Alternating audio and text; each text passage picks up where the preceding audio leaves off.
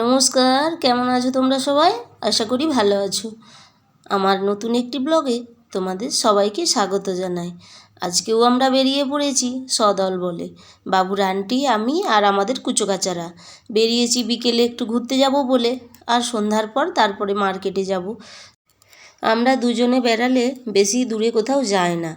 যদি আকাশের বাপি সঙ্গে থাকে তাহলে দূরে কোথাও যাই, না হলে আমরা এখানটা মানে বেশিরভাগই টাইম এখানটাই বসি। আর এখানটা বেশ বিকেলের দিকে ভালো লাগে, অনেক লোকজন থাকে তো আর ভালোও লাগে। আর আমরাও নির্ঝঞ্ঝটে বসে একটু গল্প টল্প করতে পারি, আর বাচ্চাগুলোও খেলাধুলা করে। আগেও আমরা আসতাম বিকেলে পশুপতিনাথ মন্দির, তারপরে রাজদরবার, এগুলো আমাদের তো বিল্ডিংয়ের মানে কাছাকাছি, বাসার কাছাকাছি তো তো এইগুলো আমরা এখানেই বসে টাইমটা পাস করি। যাই হোক, বাচ্চাগুলো আমাদের খেলাধুলা করছে। আর এদিকে দেখো, সেদিনেও বলেছিলাম একটা ব্লগে যে এখানে প্রচুর পরিমাণে রিলস, টিকটক এইগুলো বানানো হয়, তো আজকেও দেখছি হচ্ছে। তো সেই জন্যই তোমাদের সঙ্গে শেয়ার করলাম। আর বিকেল টাইমটা ভালোই লাগে, এখানে বেশ ফুরফুরে হাওয়া দেয়। গরমের দিনে, বর্ষার দিনে ভালোও লাগে, শীতকালেও ভালো। এখানটা রোদ থাকে সারাদিন, আর নেপালিরা তো সারাদিনই ঘোরাফেরা কেনাকাটা করতে থাকে। আর আমরা তো সকালের দিকে অতটা বেরোতে পারি না কাজ ছাড়া, মানে আমাদের বাড়িতে রান্না খাওয়া কাজ অনেক কিছু থাকে, তো সংসারে বাচ্চা কাচ্চা সব কিছু নিয়ে। তো নেপালিদের কি বলো তো, ওরা তো ভোর মানে 3টে থেকে কেউ কেউ 4টে 5টা এরকম উঠে পড়ে। এবার ভোর থেকে ওরা বেরিয়ে পড়ে, ওদের সব কাজকর্ম থাকে, কেউ কেনাকাটা করতে বেরোয়। মোটামুটি ওরা তো এখানে মানে ছেলে মেয়ে সবাই কাজে ব্যস্ত থাকে, বেশিরভাগই মেয়েরা অনেক ভোরবেলা উঠে তারপরে যে অনেক অনেক বিল্ডিংয়ে ধারার জল আসে, মানে যেটা সজল ধারার জল হয়, ওই সব জল টল ভরতে হয় দেখি আমাদের পাশাপাশি বিল্ডিংয়ে। আর আমাদের বাঙালিরা তো আমাদের রাত্রি হয় অনেক ঘুমোতে, আর অত ভোরবেলা উঠতেও পারি না, আমরা জল বেশিরভাগ কিনেই খাই। তো নেপালির দিকে দেখেছি ওরকম ভোরবেলা থেকে উঠে পড়ে, মেশিন টেশিন চালিয়ে জল টল ভরে তারপর সব যে যার মতো কাজে বেরিয়ে যায়। এরা কিন্তু সকাল মানে 7টা 8টার মধ্যে চা কমপ্লিট করে নেয়। এবার নাস্তা ওরা সাধারণত সকালে করে না, ওরা হচ্ছে সকালে 10টার মধ্যে ভাতটা খেয়ে নেয়।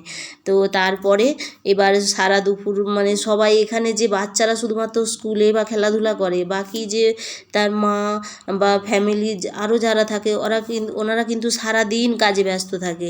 আর তার মধ্যে দুপুর টাইমে, যেই টাইমে আমরা ভাত টাত খাওয়া দাওয়া করি, তো সেই টাইমে মানে নেপালিরা কী করে, ওরা সেই সময় টিফিন করে, মানে নাস্তা টাস্তা করে, টুকটাক কিছু স্ন্যাক্স, চা কফি, তারপরে বিভিন্ন রকমের যে খাবার দাবার থাকে, চাউমিন, মোমোস, তারপরে আরও অনেক কিছু খাবার দাবার থাকে, আমি কত নাম বলবো। যাই হোক, তারপরে চটপটি, ফুচকা, যার যেমন পছন্দ সে তেমন দুপুর টাইমে ওরা ওটা খায়।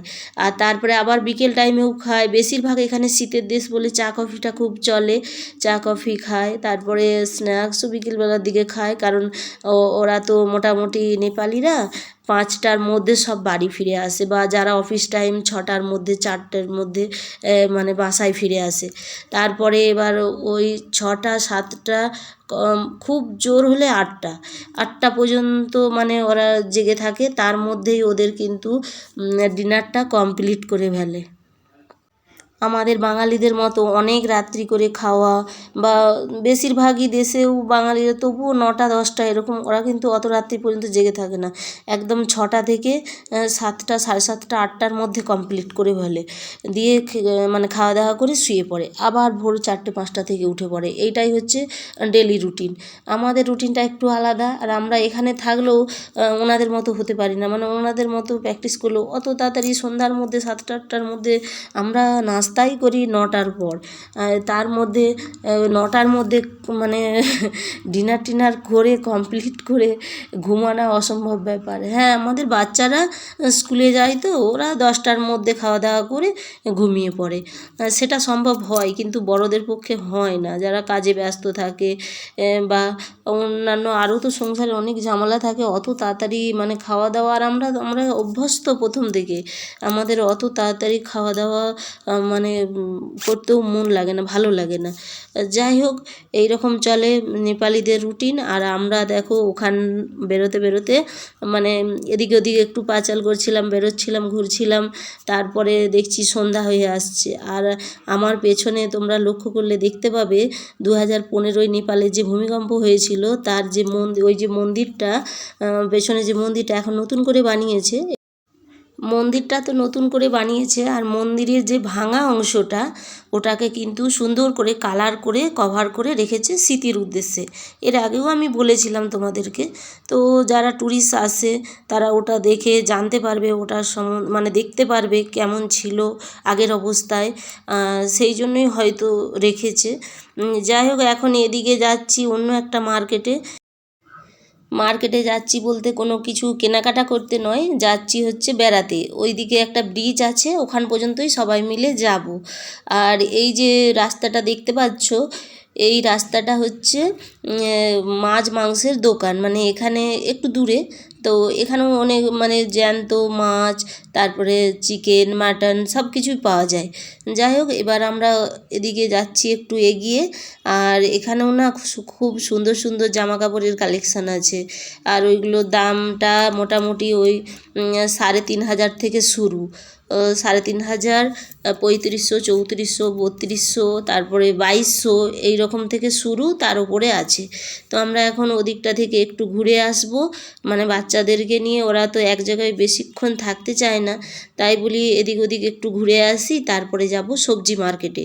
আর যেটা বলছিলাম, হ্যাঁ, নেপালিরা যে ওই খুব সকালে উঠে পড়ে, আবার তাড়াতাড়ি খাওয়া দাওয়া করে শুয়ে পড়ে, এই মানে যে অভ্যাসটা, মানে এটা কিন্তু খুব একটা ভালো জিনিস, স্বাস্থ্যের পক্ষে ভালো।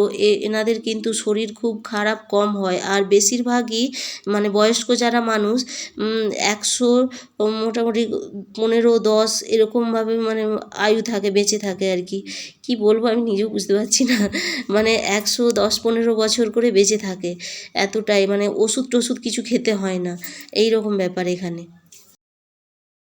लौका साग खाँदैन के खान्छ फर्सीको मुन्टा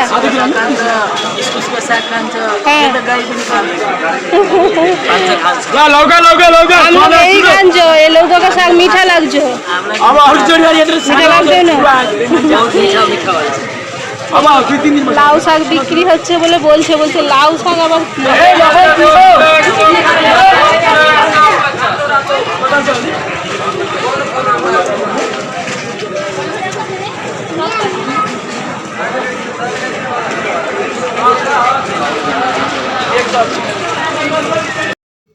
মার্কেটের চারিদিকে প্রায় অন্ধকার, দেখতেই পাচ্ছ, কারণ এখানে কারেন্ট কেটে দিয়েছে। আর মোটামুটি ওই চার্জার লাইট নিয়ে অনেকে মানে ব্যবসা বাণিজ্য করছে। তো যেটা বলছিলাম, ওই দাদা ভাই হচ্ছে শাক বিক্রি করে, তো ওনার কাছ থেকে শাক আমরা প্রতিদিন নিই, কারণ তোমরা প্রায় সময় দেখে থাকবে যে আমাদের প্রত্যেক দিনই প্রায় শাক রান্না হয়। তো পাশের একজন দাদা ভাই লাউ শাক বিক্রি করছিল, তো ওনার কাছ থেকে সবাই বাঙালিরা ঝড়ের মতো নিয়ে নিচ্ছে লাউ শাক, সেই কারণে ওনার বিক্রি হচ্ছিল না। তো উনি একটু রেগে গিয়েছিলেন, সেই জন্যই তোমাদেরকে দেখালাম, শোনালাম কথাগুলো। উনি বলছে লাউ শাক আবার কী জিনিস, এগুলো তো গরুতেও খায় না। তো বলছে এগুলো লাউ শাক খেতে অতটা মিষ্টি লাগে না, ভালো লাগে না, এরকম।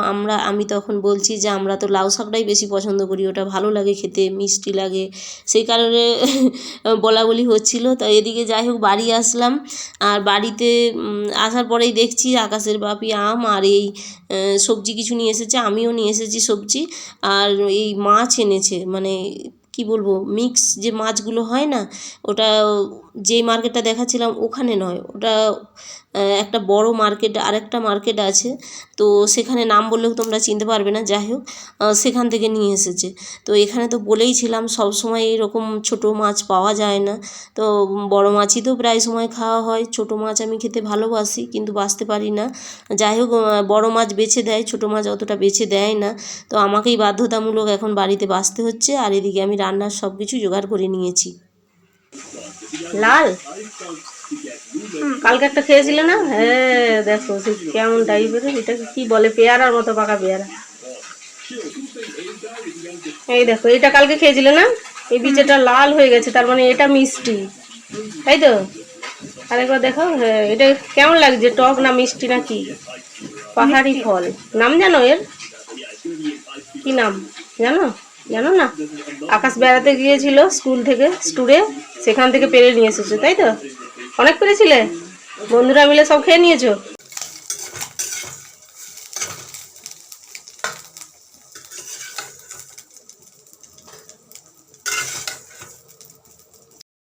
তো মাছগুলো তো অনেক কষ্ট করে বাছলাম, তারপরে ধুয়ে নুন হলুদ টলুদ মাখিয়ে এখন মচমচে করে ভেজে নিয়েছি। আর আজকে বানাবো ঝিঙে আলু পোস্ত, আর এদিকে ভাতটা বসিয়ে দিয়েছি। ভাতটা কিন্তু ওরকমভাবে টকবক করে ফুটবে না সব সময়, ভাতটাকে আমি বসিয়ে দিয়েছি ফোটানো পর্যন্ত রাখবো, তারপরে একদম লো ফ্লেমে দিয়ে আর ঢাকনা দিয়ে ঢাকা দিয়ে রেখে দেবো। 10-15 মিনিট রাখলেই ভাতটা আমার হয়ে যাবে। তারপরে আমি ভাতটা হয়েছে কি না কীভাবে দেখি সেটা তোমাদের দেখাচ্ছি। আর এদিকে আমার শাকটাও বসিয়ে দিয়েছি। আর এই যে ভাতটা আমি দেখতে পাচ্ছ, একটা চামচের সাহায্যে ওটাকে একটু নিচেটা দেখে নিলাম যে জল আছে কি না, দেখলাম জলটা শুকিয়ে গেছে। এবার আমি ঢাকা দিয়ে রেখে দেবো আর গ্যাসটা আমি অফ করে দিয়েছি। এইভাবেই আমরা এখানে ভাতটা রান্না করি, কারণ এটাকে সেদ্ধ চাল ঠিক বলে না, এটাকে আতপ চাল বলে। আতপ চাল মানে যে ভাঙাটা হয় সেটাও নয়, এটা কিন্তু গোটা চাল, মানে এক সেদ্ধ চাল বলে যেটাকে আর কি, আমি ঠিক জানি না, যাই হোক ওই রকম হবে। তবে এটা মানে ফ্যান ট্যান যে আমাদের ভাতের যে হয়ে যাওয়ার পর যে ফ্যানটা ঝেড়ে নিতে হয়, ওই রকম কোনো ব্যবস্থা নেই এখানে, মানে সরাসরি চাল জল সমেত ভাতটা হয়ে যায় আর কি। আর এদিকে আমার মাছের ঝালটাও আমি বানিয়ে নিয়েছি, কারণ আজকে হচ্ছে ঝিঙে পোস্ত করব আর হচ্ছে মাছেও একটু পোস্ত দেবো। আর মাছটা আমি সর্ষে বাটা, পেঁয়াজ, কাঁচা লঙ্কা, টমেটো এইসব দিয়ে বানিয়েছি। তো আকাশ তো হচ্ছে এই ছোটো মাছ খেতে পারবে না, তবুও দেবো, যদি না খায়, ওর তো ডিম আছেই, ও ডিম খায়। অনেক সময় সেদ্ধ করে দিই, অনেক সময় আবার ভেজেও দিই। শাক সবজি তো একদমই খেতে চায় না, আমি মাঝে সাঝে খাইয়ে দিই, কোনো সময় আবার একটু ভয় দেখিয়ে জোর করে খাওয়াই। তো যাই হোক, আমার ওদিকে মাছের কালিয়াটাও হয়ে গেছে, এদিকে ঝিঙে পোস্তটাও হয়ে গেছে। তো মাছের কালিয়াটা কেমন হয়েছে, আর অনেক দিনের পর এই ছোটো মাছের কালিয়া খেলাম, মানে ছোটো মাছ তো পাওয়া যায় না খুব একটা, তো এটাই পেয়েছে, সেই কারণে নিয়ে এসেছে। কারণ সব সময় বড় মাছ খেতে আর ভালো লাগে না, মাঝে সাঝে একটু ছোটো মাছ হলেও ভালো লাগে।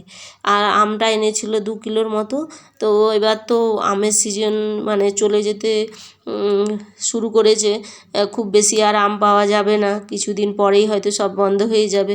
সেই কারণে এখন আমটা মোটামুটি রেগুলারই খাওয়া হচ্ছে।